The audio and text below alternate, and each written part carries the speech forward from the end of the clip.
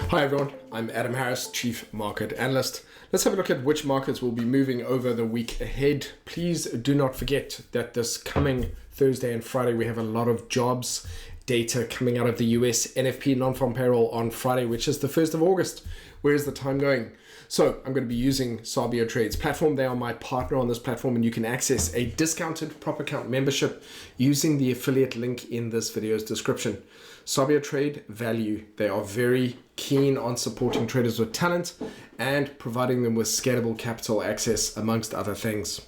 All right, let's kick off. Let's have a look at euro dollar. So one of the things that I've been expecting in general is to have a weaker US dollar, which would mean that euro dollar would strengthen.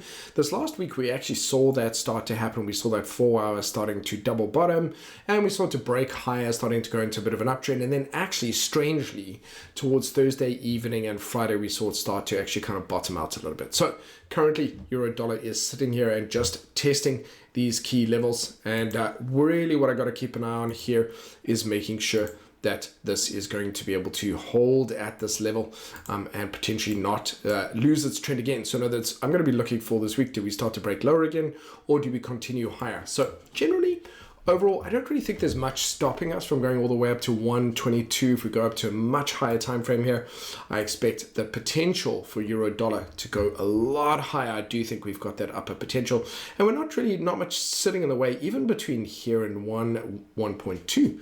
However, that being said, the dollar is strangely strong on the tail end of last week. So this is what I'm looking for this week, is to find out if that is just a temporary slowing down of the markets and it's likely to continue. Okay.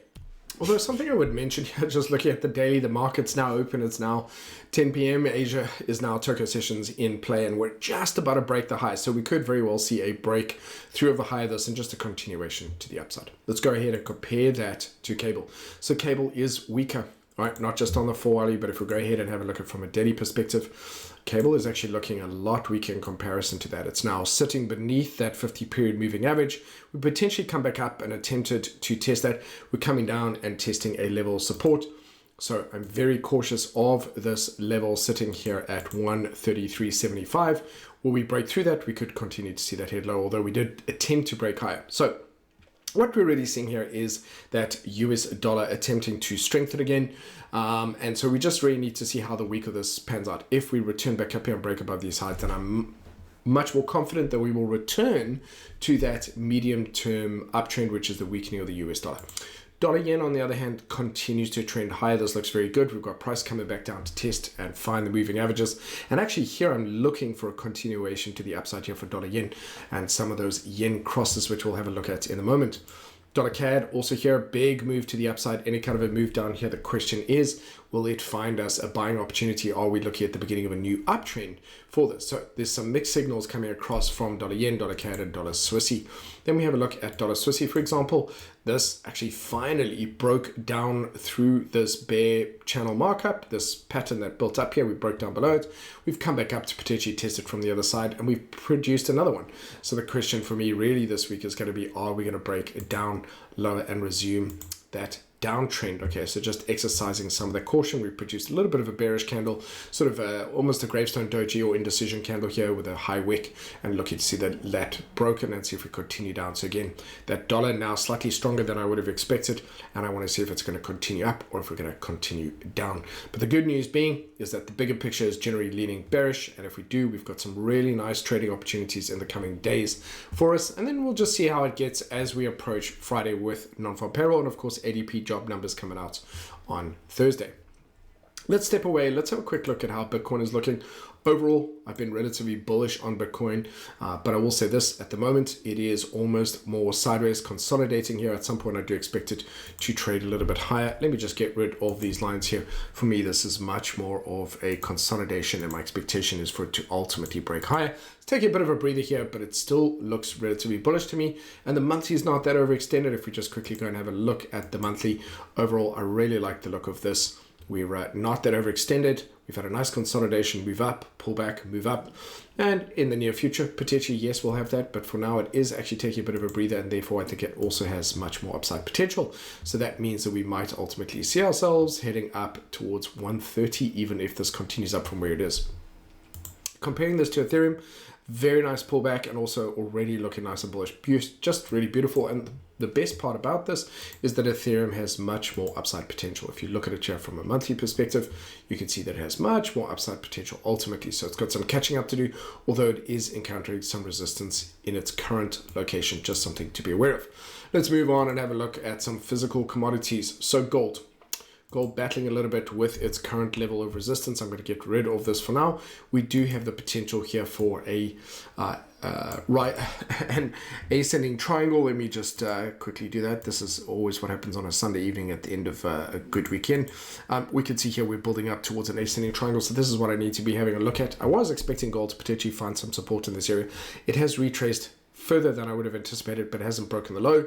So this is what I need to see this coming Monday or Tuesday is for the market to recover, break the high here, close higher, and not proceed any lower. If it breaches this trend line, and especially if it breaks this low, we could then see gold take a steeper dive. But I have to say, in every other respect, both gold and silver actually look really good. The trends look relatively healthy. Friday, it seems as though they had a deeper retracement than I would have expected. But Monday, if we do produce a nice bullish candle on Monday, I'm going to find myself very attracted to both gold and silver for potential buying opportunities.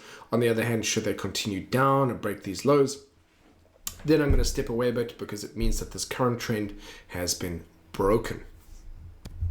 And so just having a quick look here at some of the yen crosses, we can see here euro yen is attempting to push higher. Overall, I think for day traders, this could provide some good day trading opportunities. Intraday trends are looking relatively decent. And I have to say, most of all, I really do like the look of this. Also, we've broken up through this, and the daily itself also looking nice and bullish. Next one up that catches my attention, of course, is Swiss yen. This is similar to euro yen. These two have had the strongest yen cross trades to the upside, aside from dollar yen, and I'm expecting this to ultimately break through this level of resistance. So let me just mark that so that we have that on the record. There we go, expecting that to break through that 185, let's call it 60 level, and ultimately move higher.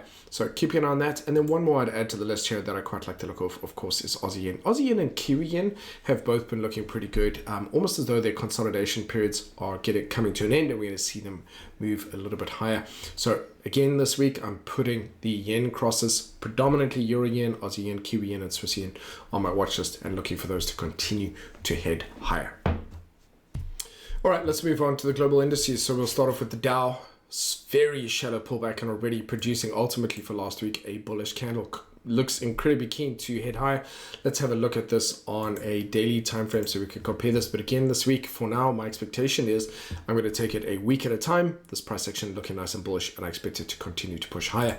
The same here with the S&Ps. Let's go on this one to the daily. Continue to just trickle higher overall. Again, more principally, I'm more bullish on that than anything else, and the same for the NASDAQ. These moving averages fanning out, MACD's relatively flat, price action just continues to push a little bit higher. And then we have the Russell 2000, which feels as though it's playing a little bit of catch up. Very nice little break and a retest with a bullish candle, currently testing that level of resistance as support. So far, all of the US indices also looking bullish. So this week, obviously with being prepared for any kind of a change in that, especially as to how we finish the week. But starting up with this as my intention, I think plan A is to expect the markets to continue to push higher. Then if we leave the US and we head a little bit east across the ocean here, across the Atlantic, we can see the FTSE itself also just trending incredibly well for me. Any pullbacks to me represent buying opportunities. The trend is looking very strong. We're sitting at all-time highs. Very little divergence there, and the weekly not looking too overextended. If we compare this to the DAX, which has had one of the best years and is a little bit overextended, we're still going through a bit of a consolidation patch. This current candle looking nice and bullish, but we do have some resistance that I need to see us ultimately break through. Overall, though, I would say that we are more bullish than bearish. Not seeing any real signs of fear. That doesn't mean anything can go wrong in the markets, but not seeing any signs of fear here as well. The Australian. The ASX here, also very nice, a break and a retest, potential buy candle setting up right now as we speak, and a continuation to the upside. This looks particularly good. And of course, my new favorite here being the Hang Seng, waiting for a pullback here to produce a nice bullish candle. And this is beautiful. So this is sitting on my watch list for this week, looking for a nice bullish candle to form here, which might very well be Monday or Tuesday, right out of the gate. So seeing lots of nice bullish signs, not just in the indices, but in equities, keep an eye on gold and silver if they're going to push high, and really waiting to see what's going to happen with that US dollar. Is it going to continue weakening, or has it found some strength mid-trend out of the middle of nowhere and it's going to, come back at us? I think Monday and Tuesday will bring us clarity on that. If that dollar weakens, there could be some really good trades on the majors. And I'm going to leave you with that. Please trade responsibly, manage your risk. Obviously, portion control is everything, and keep an ear out for any major news coming out this week, especially Thursday and Friday. And thank you very much. Don't forget, of course, that there is a nice coupon for you in the bottom here with the affiliate link for the platform. And I'll speak to you soon. Thank you.